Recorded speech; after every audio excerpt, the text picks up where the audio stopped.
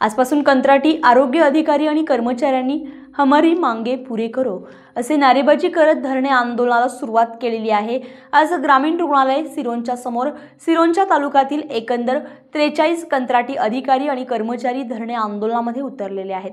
आमचं वय होत चाललेलं आहे आणि आम्ही रुग्णांना सेवा देत आहोत, परंतु शासन मात्र कंत्राटी कर्मचाऱ्यांच्या प्रलंबित समस्या मात्र पूर्ण करत नाहीये।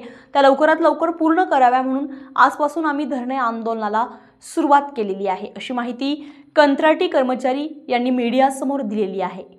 माफी मागतो सर्वांच्या वतीने, कारण आम्ही सर्व या संपामध्ये सहभागी आहोत आणि यामुळे काही रुग्णांना त्रास होत असेल तर आज आम्ही या ठिकाणी राष्ट्रीय आरोग्य अभियानाअंतर्गत कार्यरत असलेले सर्व अधिकारी कर्मचारी वर्ग संपूर्ण महाराष्ट्रभरामध्ये या आंदोलनाला सुरुवात केलेलो आहोत।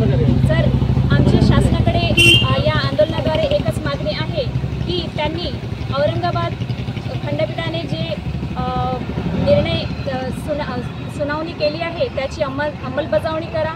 त्याचप्रमाणे 14 मार्च 2024ला जो शासन निर्णय निघालेला आहे त्याची अंमलबजावणी करा आणि आज 1.5 वर्ष लोटून सुद्धा या GRचा काहीही निर्णय अजूनपर्यंत दिसलेला नाही।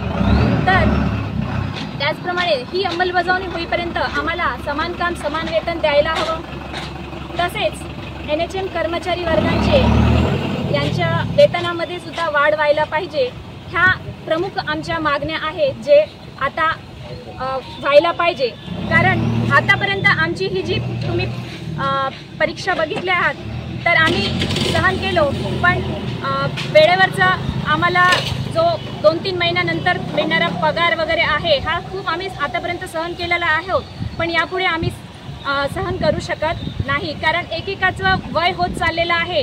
तरी कृपया शासनास विनंती आहे की आमच्या या मागण्यांकडे जरा लक्ष देऊन आमचं हे मागण्या पूर्ण करावं।